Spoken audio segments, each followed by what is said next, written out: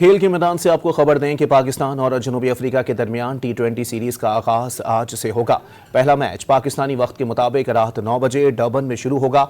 दोनों टीमों के कप्तानों ने सीरीज में अच्छे खेल की उम्मीद जाहिर की है। ये रिपोर्ट मुलाहिजा कीजिए।